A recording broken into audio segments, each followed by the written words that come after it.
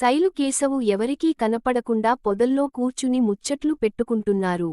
కాని వాళ్ల వెనుక వాళ్ల కుటుంబం మొత్తం నిలబడి వాళ్లు మాట్లాడుకునే ప్రతి దరిద్రమైన మాటను అసలు రంగును వింటున్నారని వాళ్లకి అసలు తెలియదు. పొదరిల్లు సీరియల్ ఈరోజు ఎపిసోడ్లో డ్రామా కన్ఫ్యూజన్ రివెంజ్లతో ఒక పెద్ద పేలుడే జరిగింది. ఇది చూస్తే మీ అందరికీ మైండ్ బ్లాక్ అయిపోతుంది. కథ పార్క్లో మొదలవుతుంది. అక్కడ ఒకవైపు స్నేహం హాస్యం మరోవైపు గొడవలు నడుస్తున్నాయి. మొదటగా చక్రి మహాల మధ్య చిన్న గొడవ జరుగుతుంది. చక్రి మహాతో నన్ను ఇలా ఒంటరిగా వదిలేసి వెళ్లడం నీకు పద్ధతి కాదు, మనమిద్దరం కాస్త ప్రైవేట్గా మాట్లాడుకోవాలి అంటాడు. దానికి మహా ఆశ్చర్యపోతూ నేను నిన్ను ఎప్పుడు వదిలేసి వెళ్లాను అని అడుగుతుంది. వాళ్ల మధ్య ఈ చిన్న డిస్కషన్ నడుస్తుండగానే కథ మరోవైపు తిరుగుతుంది. అక్కడ కన్నా నారాయణ కలిసి పార్క్లో నడుస్తూ మాట్లాడుకుంటున్నారు.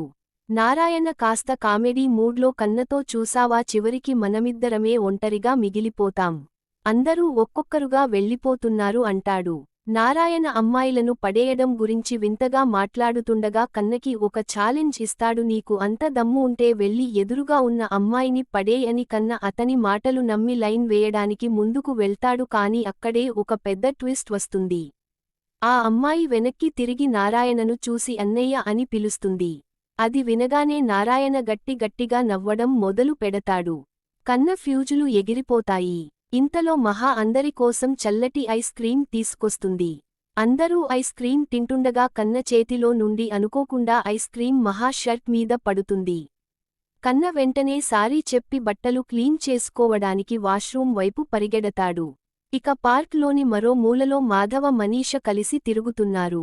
ఇక్కడ ఇంకో లెవెల్ కన్ఫ్యూజన్ నడుస్తోంది. ఎందుకంటే మాధవ హిందీలో మాట్లాడుతుంటే మనీషకి కేవలం తెలుగు మాత్రమే వచ్చు. ఇద్దరి మధ్య లాంగ్వేజ్ గ్యాప్ చాలా పెద్దగా ఉంది. అయినా కలిసి నడుస్తున్నారు. అప్పుడు అక్కడికి మాధవ తెలిసిన ఒక వ్యక్తి వస్తాడు. వాళ్లద్దరిని కలిసి చూసి వాళ్లు భార్యాభర్తలని పొరపాటు పడతాడు. అతను మాధవ దగ్గరికి వచ్చి ఈమె నీ భార్యనా, పెళ్లి ఎప్పుడు చేసుకున్నావ్, నాకైతే చెప్పనే లేదు, నీ భార్య చాలా బాగుంది అని పోగొడుతాడు. మాధవ వెంటనే కంగారుపడుతూ లేదు ఈమె నా భార్య కాదు, భాన్సి చెల్లెలు, నాతో ఊరికే ఇలా వచ్చింది అని చెప్తాడు. ఆ తర్వాత ఆ వ్యక్తి సారీ చెప్పి అక్కడి నుండి వెళ్ళిపోతాడు. మనీషకి ఏమర్థం కాక అతను ఏమన్నాడు అని అడుగుతుంది.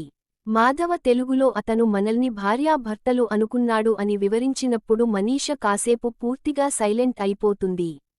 అక్కడ వాతావరణం అంతా ఒక వింత నిశ్శబ్దంతో నిండిపోతుంది. కాని అసలు గొడవ ఇప్పుడే మొదలవుతుంది. అక్కడ చక్రి ఒక వ్యక్తితో మహాని ఉద్దేశిస్తూ నా భార్య అని అంటాడు. కాని ఆ ఎదుటి వ్యక్తి పెద్ద తప్పుగా అర్థం చేసుకుంటాడు. చక్రి తన భార్య గురించి మాట్లాడుతున్నాడని అనుకొని గొడవ పడతాడు. నువ్వు నా భార్య గురించి ఏం మాట్లాడుతున్నావ్, నీకు అసలు పెళ్లి ఎప్పుడు అయింది అని అడుగుతాడు. చక్రి తిరిగి అతడిని నీకు ఎప్పుడు అయింది అని అడుగుతాడు. ఆ వ్యక్తి 4 నెలల క్రితం పోలీస్ స్టేషన్లో అయింది. అప్పుడు నేను క్యాంప్లో ఉన్నాను అంటాడు. చక్రికి పిచ్చి కోపం వచ్చేస్తుంది. నువ్వు నా భార్యకి ఐ లవ్ యూ అని ఎలా చెప్తావ్ అంటూ గొడవ పడతాడు. ఇద్దరి మధ్య మాటలు పెరిగి చక్రి ఆ వ్యక్తిని లాకెళ్లి దారుణంగా కొడతాడు. ఆమె మన భార్య, నువ్వు నీ భార్య అనుకునే ఆమెను ఎవరూ ప్రేమించరు అని అరుస్తూ కొడతాడు. ఈ సీన్ చూసి అక్కడ ఉన్న నారాయణ మిగతా వాళ్లు అంతా షాక్ అవుతారు. నారాయణకి మెడిసిన్ బాటిల్ ఇంకా దొరకలేదని అనిపిస్తుంది. అందరూ నవ్వడం మొదలు పెడతారు. నారాయణ కూడా నవ్వు ఆపుకోలేకపోతాడు. కాని చక్రి చాలా బాధపడతాడు. ఈ కుటుంబంలో తనని ఎవరూ పట్టించుకోవడం లేదని అనుకుంటాడు. అందరూ కలిసి ఎంజాయ్ చేస్తుంటే పార్క్కి వచ్చి ఈ గొడవల ఏంటి అని ఫీల్ అవుతాడు. పదండి అందరం కలిసి ఏదైనా గేమ్ ఆడదాం అంటాడు. ఇంతలో